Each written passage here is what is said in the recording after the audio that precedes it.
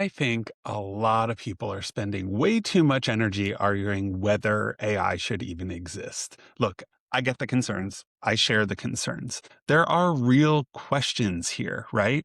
About ethics, copyright, jobs, privacy, the environment, and even how the technology is used. And those conversations, they absolutely matter. But while we're having those conversations, businesses are moving, right? Organizations are investing in AI, teams are experimenting and deeply using AI, entire workflows are changing. So now the question isn't whether AI is coming, because, girl, it's here. Maybe this is my Gen X showing a little bit too much, but I feel like I've seen this movie before. I remember when people thought the internet was a fad. I remember when social media was dismissed as kind of a waste of time.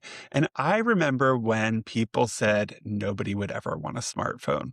Now we're addicted to all of those things. And every single time, there were people who spent years resisting the change instead of learning how to just work with it. And the technology changed anyway. So, what worries me isn't AI. What worries me is how so many companies still haven't equipped their people to use AI. We're telling employees to figure it out on their own. We're expecting people to get curious and adapt to using AI without training or even in some cases funding to use the tools. Then we're surprised when people feel threatened. It's so silly. So if you're a leader, your job isn't to pretend AI doesn't exist. Your job is to help people understand it. Now, if AI feels overwhelming, start small. Start really small. Don't ask AI to run your business. Don't ask it to replace your team. Don't ask it to do your job because guess what? It can't do any of those things, especially if you don't know how to use it. Ask AI to help you with something that is annoying. Draft an email, summarize meeting notes, organize your thoughts before a difficult conversation, create an agenda, brainstorm ideas. Or here's an even easier one.